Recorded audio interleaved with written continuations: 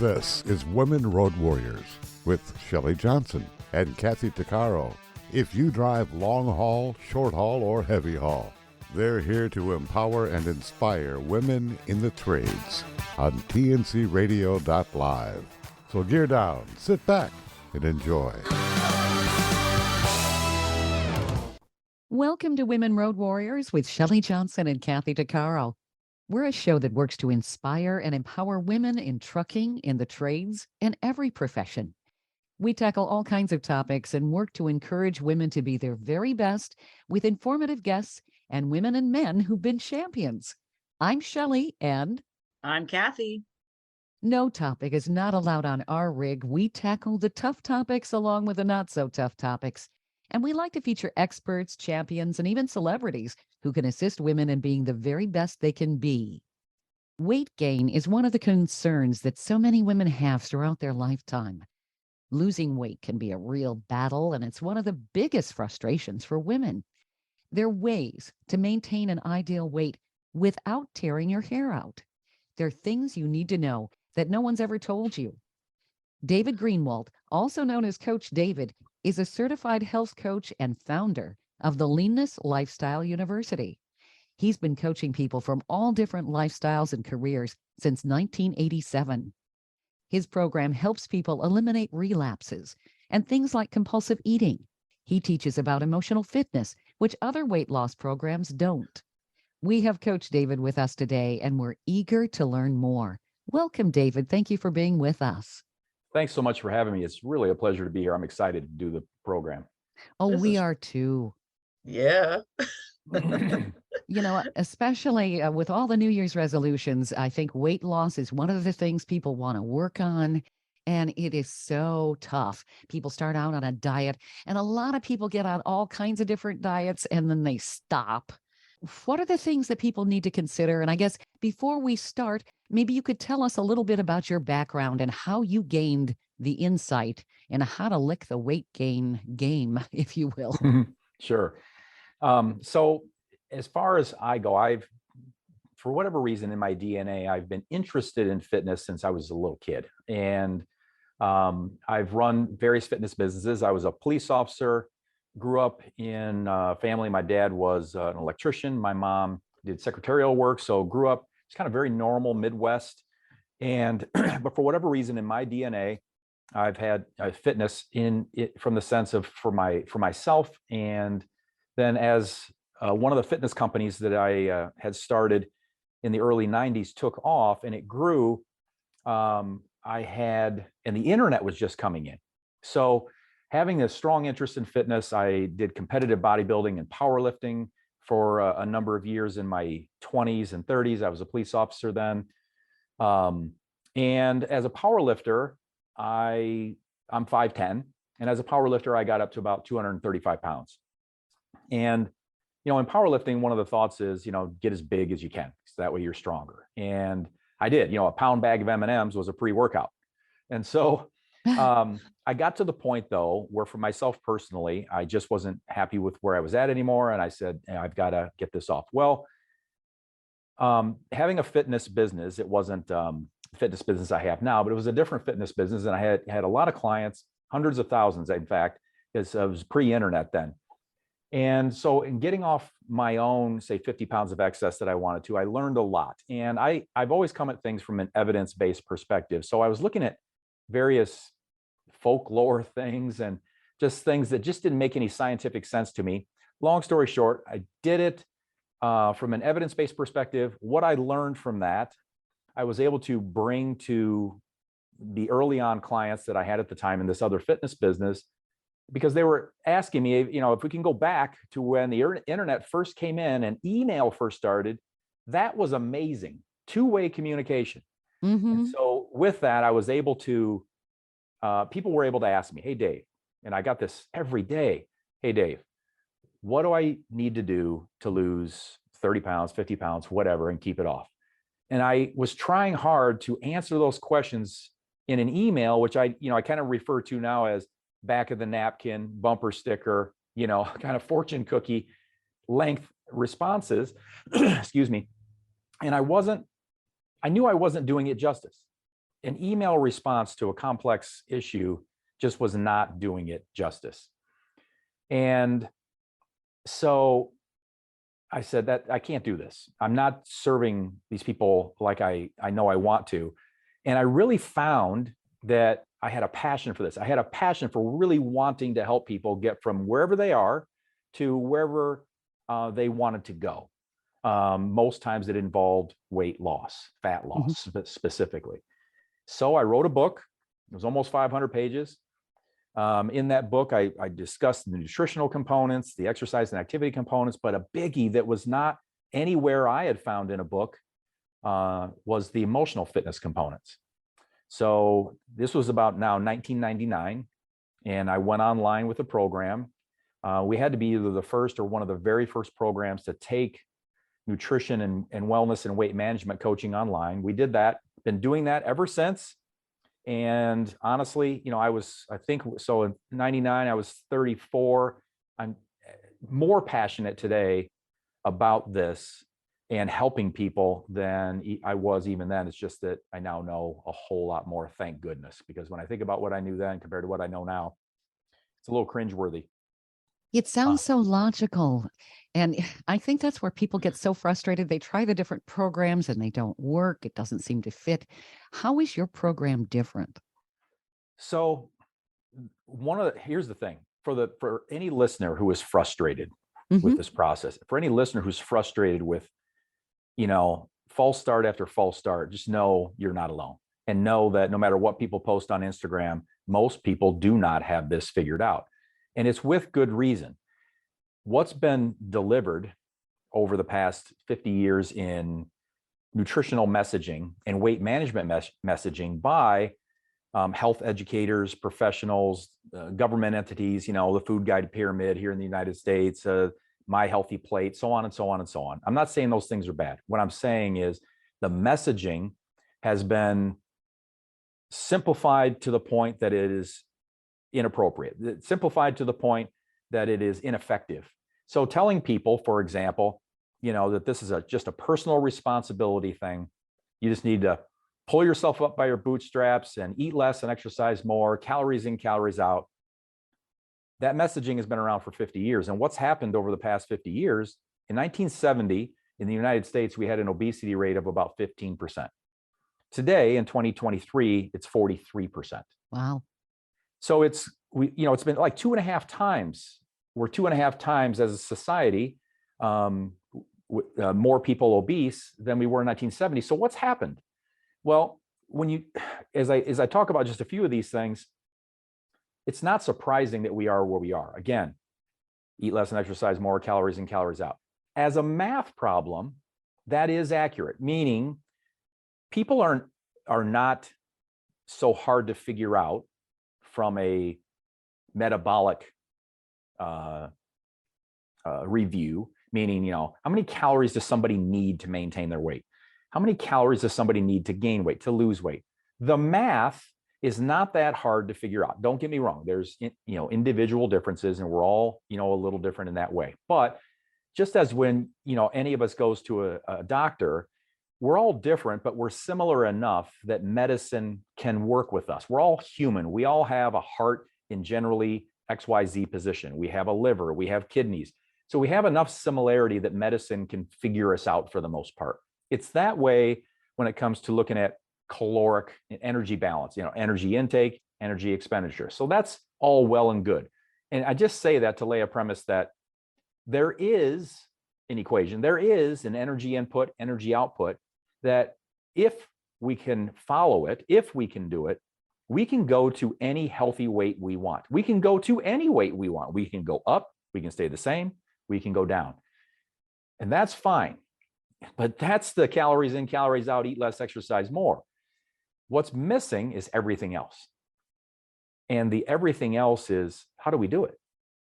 That's fine. All right, Dave, you're telling me that, you know, this is an equation, and the equation can be solved for each person. And it doesn't take that long, and it's not that hard to figure out. Great. So then why isn't everybody fit? I mean, why isn't everybody lean? Why isn't everybody at a healthy weight? Because we live in the real world, you know, and in this real world, I'm going to use a big word here, but I'll explain it. And some of your listeners may have heard it before too, but obesogenic. We live in an incredibly now, our modern environment is an incredibly obesogenic environment. And that just means it's all of the factors within us, but mostly external to us that drive us to overconsume. All of those factors contribute and are the basis for why we are where we are and why it's so difficult to work through it. So you ask, well, how's my program different? We look at the obesogenic environment. We make sure that our clients know, what are we facing? What's really going on? What are those obesogenic factors? And we educate them on that so that they know it's not just, well, just do the math, just eat less and exercise more. You should be able to figure this out. It's not supposed to be that hard. When we know what the obesogenic factors are, then we can deal with them, we can work with them, we can counter them, and we can win this. So we educate our students on nutrition, because that's a huge factor in this. Mm-hmm. We educate our students on movement, activity, exercise, all things combined. And then, as I said, we educate our students on what I just refer to collectively as emotional fitness. And that is all of the elements that go into us feeling authentically good. And I use that word on purpose, authentically good, because there are a number of things that can have us feel what I call regretfully good. Like in the moment, bear with me, eating an entire pizza might feel good, but it's probably going to be a regretfully good. Afterwards we go, oh, I wish I wouldn't have done that. Food guilt. People Food have guilt, right? we can absolutely. Yeah. So that's a regretfully good, and we can go into a shopping therapy. We can gamble. We can. There's a number of things we can do that have us feeling afterwards, perhaps regretfully good. Emotional fitness is about what are the things that can have us feeling authentically good and that help us to be better life managers. Because here's the deal. I can teach you what you need to know about nutrition in about an hour to get through this. I can teach you what you need to know about exercise and movement, just general daily activity, in about an hour. But for those two things to consistently deliver the math that I talked about, energy expenditure, energy intake, so that you can take your weight anywhere you want it, for the nutrition and exercise components to stay consistent, it's the emotional fitness leg of the stool that is going to keep those two on pace and consistent. When you've had that stressful day, when you've had the stressful event, when you've had the whatever, it could be celebratory, it could be grieving, it could be anxiety, it could be whatever it may be, where the emotion is heightened, or significantly reduced. In those moments, if our emotional fitness is better shored up, stronger, then we're more likely to make the better decision on nutrition. We're more likely to make the better decision on activity, and keep those two on pace, because it is the nutrition and activity components, the calories in, calories out, the math, that is going to get us where we need to go. But they aren't going to stay consistent if we don't have the right kind of support, the emotional fitness, and the elements related to that to keep those two on pace. Does that make sense? Yes, it does. Stay tuned for more of Women Road Warriors coming up. Industry movement Trucking Moves America Forward is telling the story of the industry. Our safety champions, the women of trucking, independent contractors, the next generation of truckers, and more. Help us promote the best of our industry. Share your story and what you love about trucking. Share images of a moment you're proud of. And join us on social media. Learn more at truckingmovesamerica.com. Welcome back to Women Road Warriors with Shelley Johnson and Kathy Tuccaro. Now, what I have noticed, and I've heard professionals talking about this, there didn't seem to be as much of an obesity problem in North America like in the 1960s and 70s, but it really has escalated in the past number of decades. What has led to that? Is it the type of food people are eating? Are people not emotionally fit? What are the components? That's a great question. So I'd say let's start off with something that we can't control that's hardwired in us biologically. But I like to say it. I'm a big fan of what can we control. So let's do the things that we can control, because that's empowering and all that. But we at least should have an understanding that as humans, we are biologically hardwired to be driven toward calorie dense foods. And the reason for that is that helped us to stay alive in periods hundreds, thousands of years ago when food wasn't always plentiful. We might not eat for 2 days. We might not eat for a day. We may not eat for 5 days. So when we could eat, we were driven biologically to go to calorie dense foods so that we could store some fat, so that we had a little bit of reserve during the periods where we didn't have access. Well, that's just not the case now. So I think just being aware of that and knowing that that exists is like, okay, one of the things we're fighting, because I said we teach our students what they're up against. Well, one of the things we're up against is just this drive. Just know that there's this drive for calorie dense food. So you go, okay, that's there. Not a lot I can do about it other than be aware of it and know that's one of the factors. Another one is just our habits. We do things very routine, and about 90-95% of what we do in a day is habitual. It's just habit based. It's conditioned. Mm-hmm. And thankfully that's the case, because otherwise we'd have too much in the front of our brain to have to think about. If I had to think about how I brush my teeth every time, that would be really tough. It would drain energy. It would not be efficient if I had to think about, I grab the soap bar and I wash my left shoulder first. So we don't want to do that, nor anybody. And I know you guys are super familiar with driving, but sometimes you can get from point A to point B without even remembering how you got there. Oh, sure. Yeah. And that's subconscious. So that's habitual, that's habits. So we have habits though, with regard to nutrition, exercise, or fitness and weight management, that can serve us or not serve us. And it's just become something we do. It's habitual. So our habits is something that we need to consider. So, all right. So habits are something we can change. We need to become aware of them. What are they? And then we need to look at how can we make the habits we want to do more noticeable, easier, more pleasurable? And how can we make the habits we don't want to do less noticeable, harder, not as pleasurable? And so there are strategies for kind of working on the habits. A huge one that so few people are talking about, huge, is processed food addiction. And I say that specifically, again, words chosen carefully, processed food addiction. No one's addicted to chicken breast and broccoli.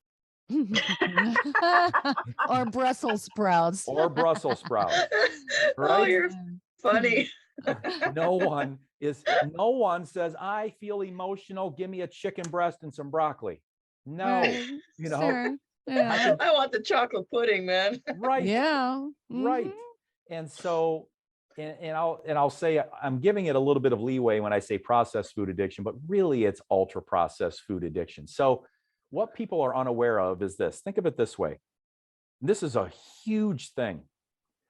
Let me give my definition of real food, because everything else is processed and probably ultra processed. And I'm not saying, by the way, when I say this, that any listener or myself or anybody has to eat only real food. When I give this definition, I'm not saying, and that's it. That's all you get to eat ever. You never should eat ever eat any ultra processed food. No.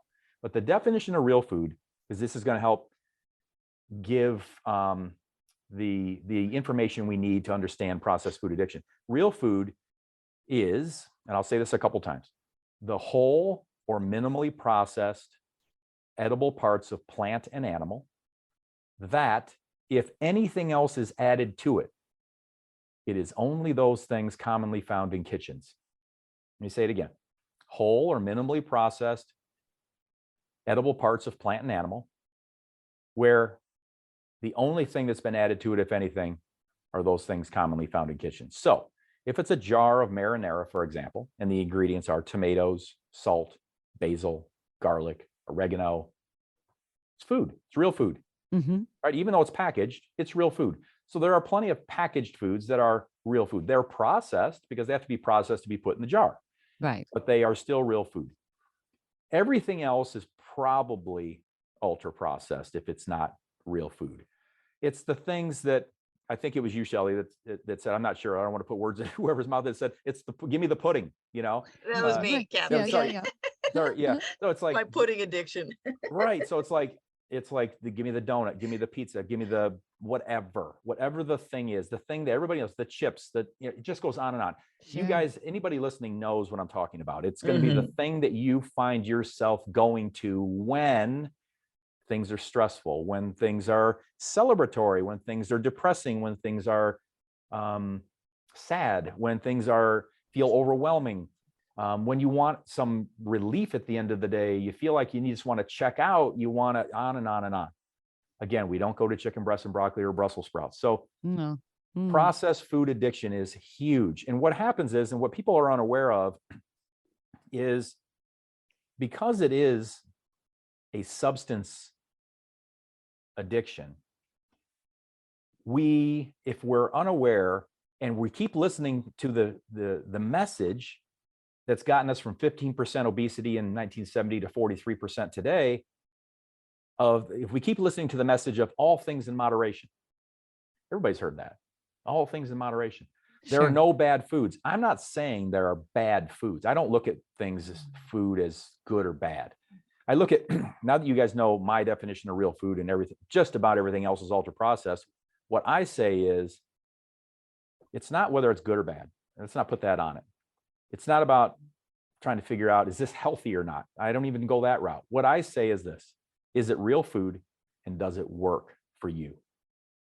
And what I mean by that is, let's just take peanuts, for example. You've got a jar canister of peanuts, and the ingredients are peanuts and salt. It's real food by my definition, but does it work for you? And I can ask you, maybe you guys know something about yourself. I know, like for me and peanut butter, it can be ingredients, peanuts and salt. Let's say it's a natural peanut butter. Mm-hmm. And if I'm really wanting to get lean, or I'm really whatever, peanut butter for me isn't going to work. But it's real food.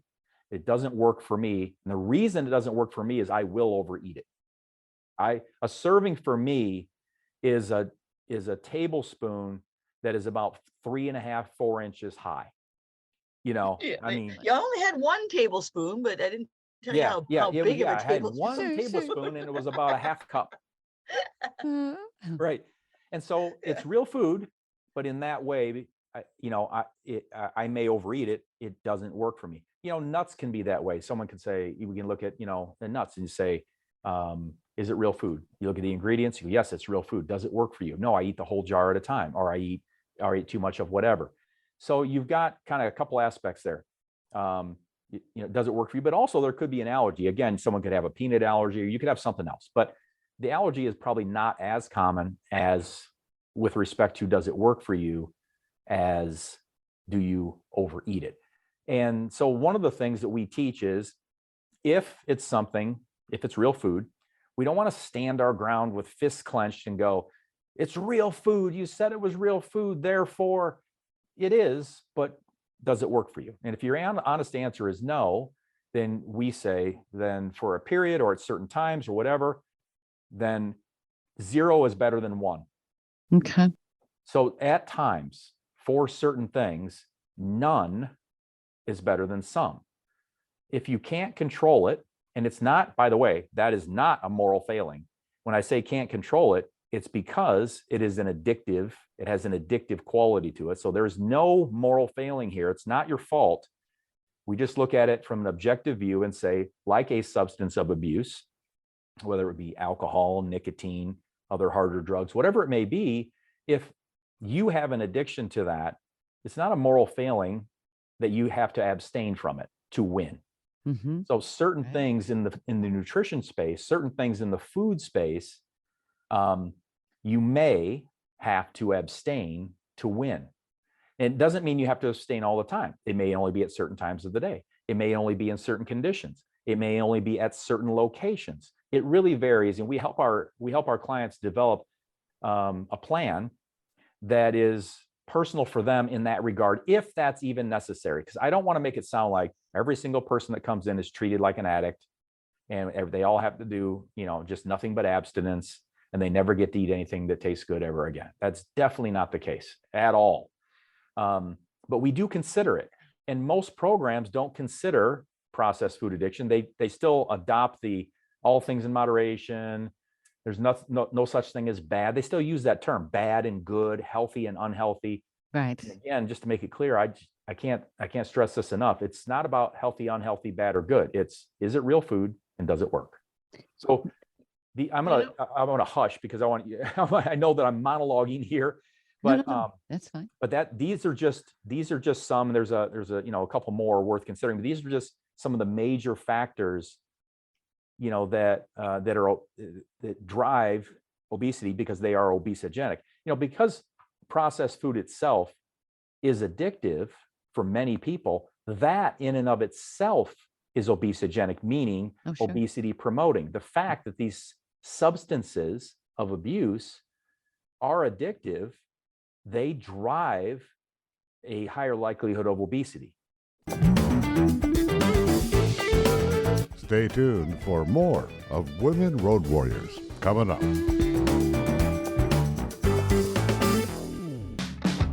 Trucking Moves America Forward, or TMAF, is building a positive image of trucking by telling the story of the hardworking drivers and industry professionals who support the industry. And you can be a part of it.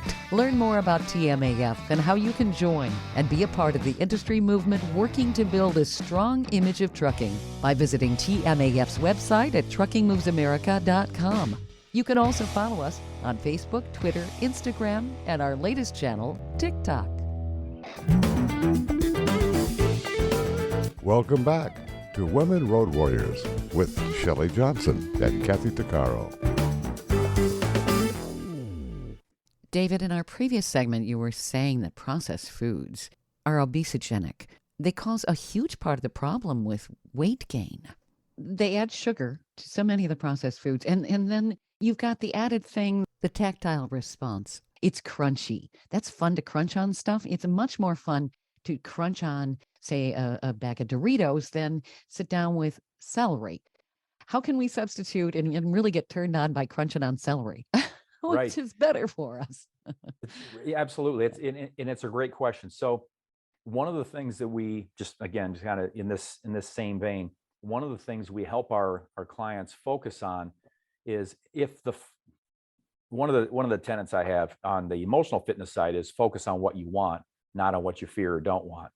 And so one of the things that we're going to want and try to help our clients to do is to develop what we call their why, or help them develop why power. And the reason for that is because, it's a great question. How can we get ourselves to more often? Again, I want to make sure I'm saying that not everyone, and even if it is the people that need to abstain from time to time, it doesn't mean you can never, ever, ever have again, the other thing that you liked that was crunchy, salty, and all that, and you have to live on celery your whole life. But if we're going to move more in that direction to get the results we want, we have to look at not just what we're giving up. If we focus, remember I said focus on what you want, not on what you fear or don't want. If we focus on all the things we're giving up, if that's our focus the majority of the time, we're going to move in a direction that doesn't support winning with respect to, getting to a healthy weight and living there, because we're too focused on the negative. We're too focused on all the give ups. What we've got to have is a super strong why. And then you were asking, how are we different? We help our clients develop their why so that their why is incredibly strong, because it has to be.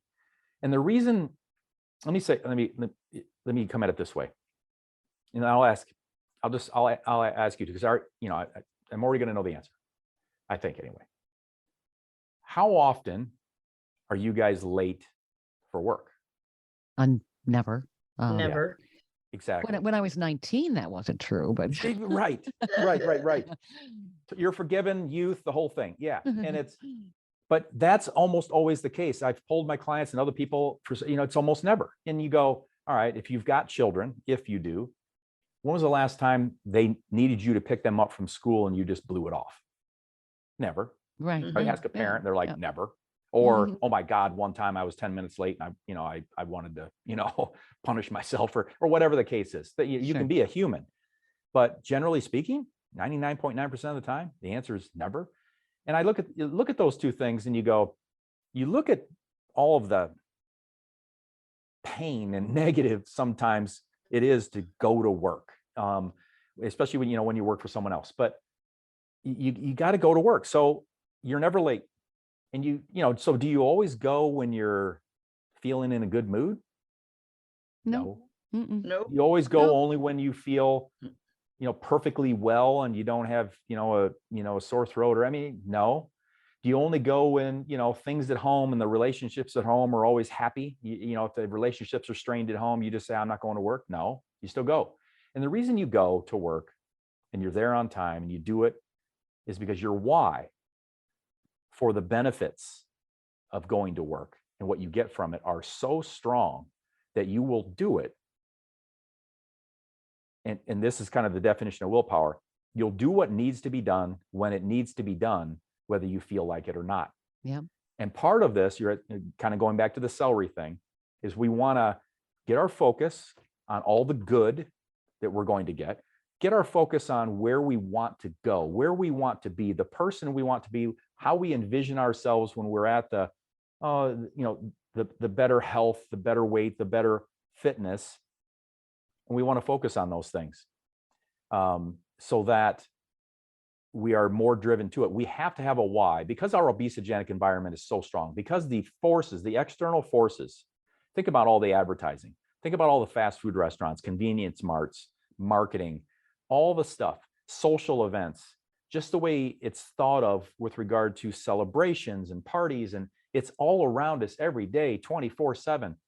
And if we are talking, at least for just a moment about, say, the trucking industry, you talk about eating on the road and the restaurants and all the opportunities there are to more easily,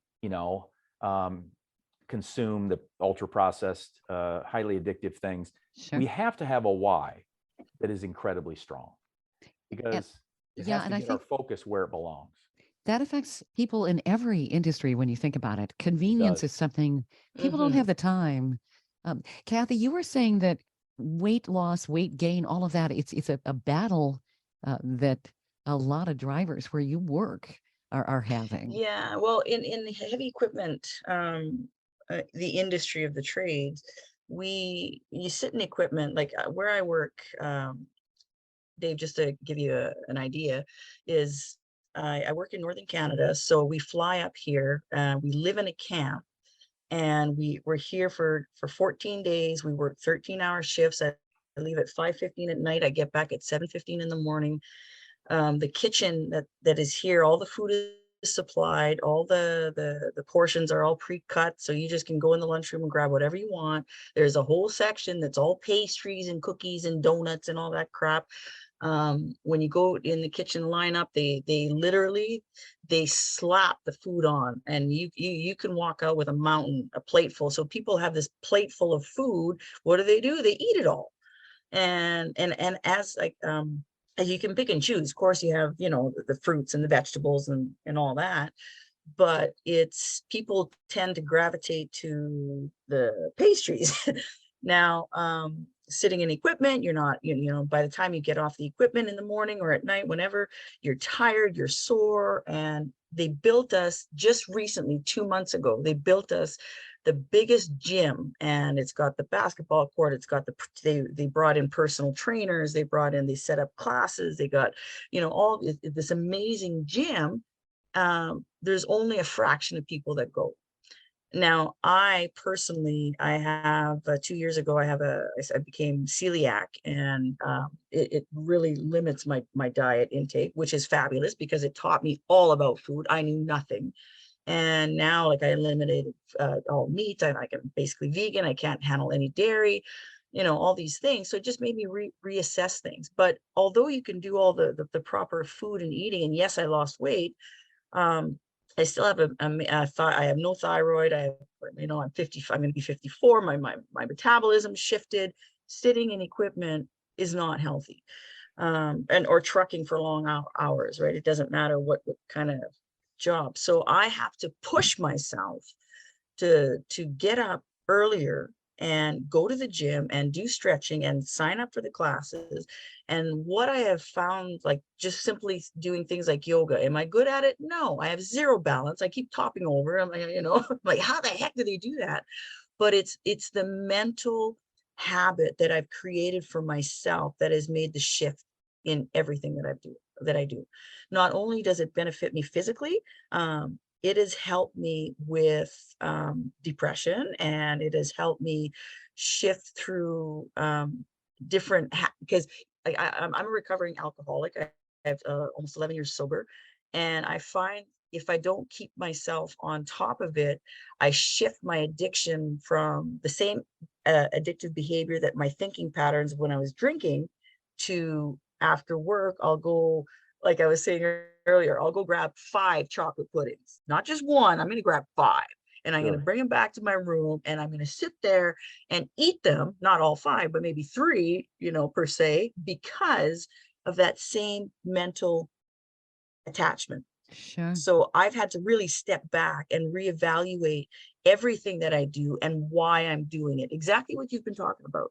And I found that it's made a big impact. And so on who I am as a person. So I'm trying to, here at work, help steer my coworkers when, oh, I'm too tired to go to the gym. Yeah, you know what? I'm tired too. But it's going to make a big difference in how you approach your job at night, believe it or not. So And Kathy, the things you were talking about there, all of those things and more, we help our clients solidify into their why.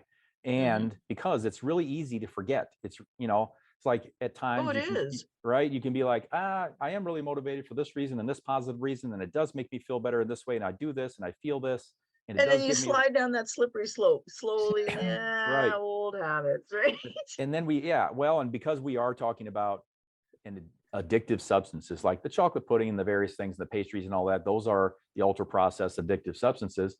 They're the cues and the reward and the craving and the dopamine response. There's a lot of brain activity going on. Again, it's not about fault. It's not about being weak-willed.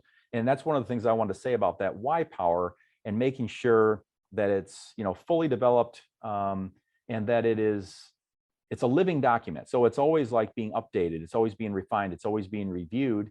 That's what we recommend anyway, because it's too easy in this area that if someone has been struggling with their weight a long time, it's too easy to fall into that amnesia state where you're like, I don't even remember why this matters, or I barely do, or, does it really matter? And then you look at your why, so to speak, and you go, oh gosh, it really does matter for these, all of these reasons. And the reason we want that is because I brought up are you ever late for work? Are you ever late picking up your kids from school or whatever? The things where people really rely on you and the things that really matter to you, people that have advanced degrees or whatever the case may be, anything that was incredibly hard to accomplish, whatever it may be, learning a trade, it doesn't matter what it is, anything that was really hard, the person, if they did it and went through all the sleepless nights and all of the work and all of the hours and all of the sacrifices because their why for what was on the backside was worth it.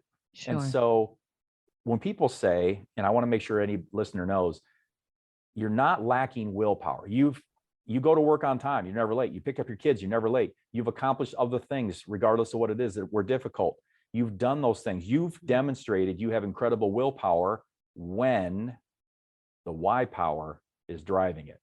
So with the obesogenic environment having so many external forces working against us, going to get that why, going to get it developed, going to keep working on it, going to keep looking at it, going to keep it so that it's a reminder, and going to get it so that it is driving willpower. Because again, willpower, just kind of in the most simple form, let's do what needs to be done when it needs to be done, whether we feel like it or not. Then, we're bringing in all of these elements. While we're doing that, we're looking at things in the emotional fitness spectrum, so that people can feel authentically good more often, so that they're better life managers, so that, when that end of day comes, and like you're talking about, Kathy, you're talking about end of day and all the hours and tired and whatever else has gone on that was stressful and everything else, you can make the better decision and stay true to what you end up learning is, good nutrition and, good activity habits. None of it needs to be extreme. It doesn't. Nobody No, needs to you don't become have to go for 2 hours a day. We go, even sometimes the classes are 45 minutes. The fact that you walk halfway, it takes like 10 minutes to get to the gym. The fact that you're walking there is a big thing. But also what helps is having a support system. Like my coworkers, okay, we have a team. Okay, I'll meet you there. And if you don't go, well, then, you get a tease for like, hey, where were you? Right. Or you'll get texted, hey, get your ass over here. Excuse my Right. language. Right. Sorry. Yeah, yeah. It's like Accountability. that Yeah. support, accountability is a big thing, Mhm. and not just to the team, but to yourself. Like I'm going to Machu Picchu in October, and I've convinced a couple coworkers to come with me on a 5-day hike. Well, here we are. So now we started training for that. So we it gives us that goal to work towards, not The just, why okay, power. Yep. yeah, that why power. Machu Picchu is a big hike, and can't just think you're going to show up and not, Right. say, No, oh, no. so we're preparing ourselves, and that helps my why while I'm here. I'm not going to eat that pudding because I got to climb up a freaking mountain. Yes. Right. Yes. Step away from the pudding, Kathy. Sure. Right. Yeah, no, it's so incredibly important. So, coming at all of this comprehensively without making it overwhelming, meeting someone where they are, again, and saying, Kathy's going to be different than Shelly, it's going to be different than somebody else. Somebody, started with me 2 days ago, was over 400 pounds. They're at a different place with their fitness, with their nutrition, and the person who is an avid exerciser who's got their nutrition 85% on point, but is still 15 pounds above where they want to be. They've been frustrated for 2 years. They can't get the 15 pounds off, but they do many things quite well. Those are two different people. And we want to meet them where they are. The principles, the fundamentals, as we say, are the same. However, the art of the application, there's a science and an art to this. The art of the application, is really important. And for both parties, like you were talking about, accountability is good in areas where we aren't naturally inclined. Like I bet for everyone listening, there are things that no one has to tell you twice to do it. It's just something you do. It's something in your wheelhouse, or it's something you feel incredibly strongly about. You don't even realize you have a strong why for it, but you do. Or it's just something you're naturally good at, like to do, you enjoy it, whatever Sure. the case may be. For the area that we aren't naturally inclined, and if we've been struggling to get to a healthier weight, to get progress at least toward a healthier weight, even though we have self-committed, self-promised, or whatever, that is something we really want to do. If we're not doing that, then it is telling that we don't have all that we need in place. And having an accountability partner who cares about you, who wants your goal, for you, almost as much as you do, sometimes more than you do. We all do better with an accountability partner when we're talking about those areas that aren't natural for us. Sure. But in the trucking world, you're alone driving in your truck. You have to be your own accountability partner. And that's where the problem is. That's where the mental process, where you have to push yourself to say, no, I'm not doing this for anybody else. It's for me. Because it's too easy to just sit there and not do the stretches and not maybe run around your truck or create a new program for yourself. So that's where the battle lies. Sure. And I think everything that you do, David, is going to be really helpful to all our listeners, because I think it'll maybe help shift that thinking process, that little pattern that you're like, whoops, no, let's not go this way. Let's come back here. Yeah. Let's try a new road. And this I fits guess with you could say. anybody, no matter what their career. Yeah. There are a lot of people who sit in front of the computer all the time. Yeah. And Same thing. Yeah. So they have some of the same challenges. And I love your perspective, David, because I think a lot of people, when they can't reach their ideal weight, they start guilting themselves. They feel like they're weak-willed or lazy. They hear those words in their head, and that just undermines their motivation and their weight loss efforts. So you're giving them hope, which is essential. Stay tuned for more of Women Road Warriors coming up.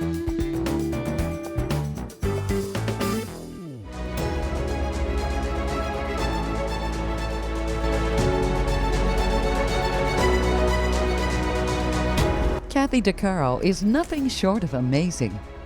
She not only drives the world's biggest truck as a heavy equipment operator in northern Alberta, Canada.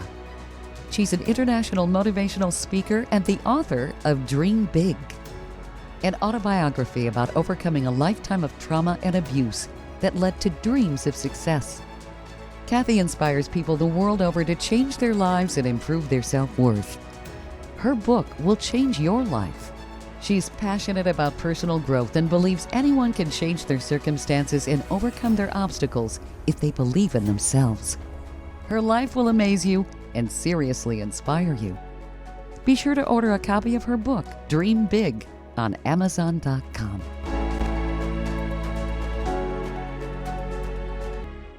Industry movement Trucking Moves America Forward is telling the story of the industry, our safety champions, the women of trucking, independent contractors, the next generation of truckers, and more.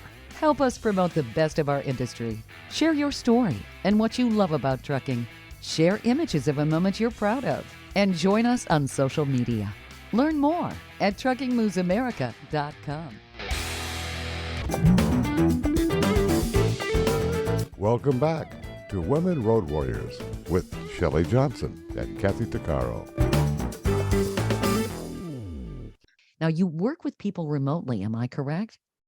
Yeah, absolutely. I have since 1999, 23 years exclusively remotely. And the other thing I would just want to say, just to Kathy and others with regard to accountability, the thing that's cool, because I have been virtual for 23 years, is providing accountability when I can't be there right next to you physically. We all have phones.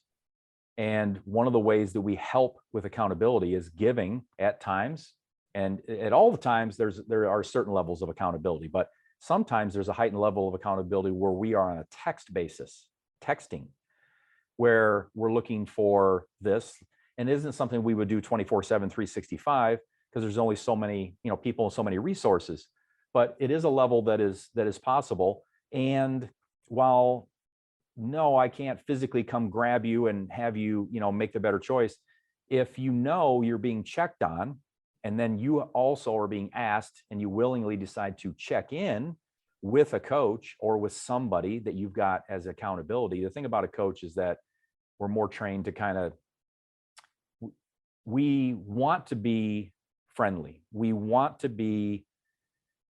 be a good relationship. However, if we have to wear the black hat, as it's called, from time to time, and just not be a jerk, but if we have to be a little bit more stern, not in telling you what to do, we're not anybody's warden or anything like that, but if we have to be a little more stern and just saying, come on, this is something you want to do for this reason and this reason, this reason, come on now, let's do this, then that still applies, and it can be really, really effective. Thankfully, it can be without us being right there. Where do people find you, David? So the best way to find us is just go to lluniversity.com. Everything is there. Any links to our social, any, if someone wants to reach out to me, ask a question, send an email, lluniversity.com will get them to anywhere they want to go. And you have a book called The Leanness Lifestyle, am I correct? I do. I published it in 2002. And what I've done is it's like I say, it's almost 500 pages. And I would say about 90 to 95% of it is still as spot on I feel about it today as I wrote it then. But what I've done is anything new, anything that's the most up to date that I want to share, that's where I share it with our online, our on campus web portal. Where our members are able to log in, and that's where they have access to me, my coaches, that accountability, the support, the motivation, the tools for goal setting. It's all there, and we're step by step. LL University, we're an education-based program, so we are step by step, again, without overwhelming people. I don't want people to spend more than a few minutes on my site as a member. I want you to go live life offline or whatever. Yeah. But it's all there, and yeah, that's where it's at. I really love your perspectives. I think this is going to help a lot of people. Oh, It just makes so much absolutely. sense. Yeah.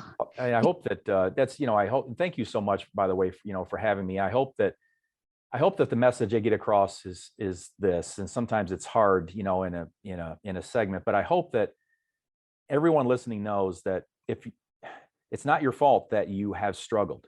It's the messaging has been inadequate.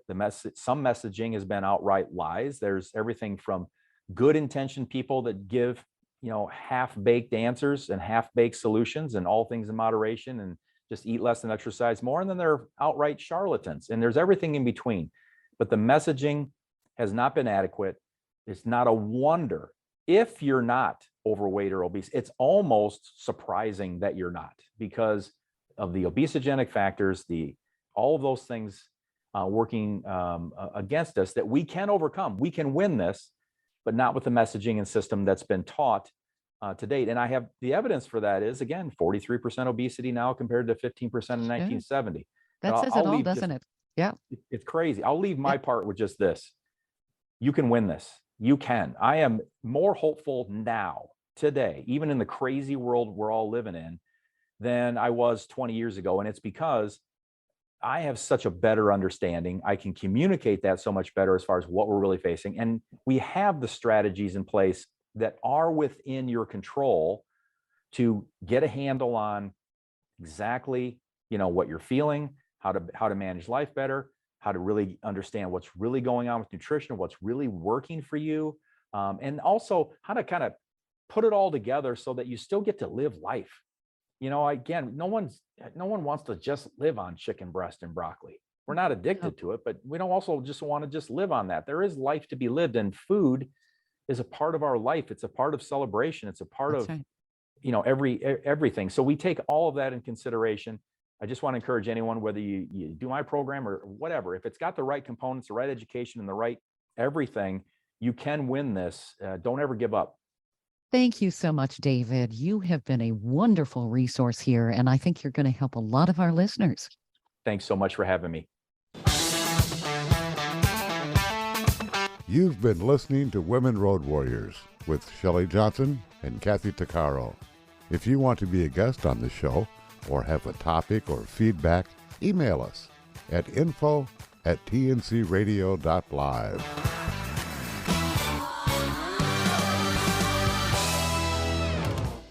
Thank you for listening to another great interview on tncradio.live. And don't forget, be sure to subscribe to our podcast of Women Road Warriors. It's free. All of the material you hear on tncradio.live on our website, our broadcasts, or our podcasts are copyrighted. There can be no distribution without the express consent of tncradio.live and its partners. For inquiries, write us at info@tncradio.live.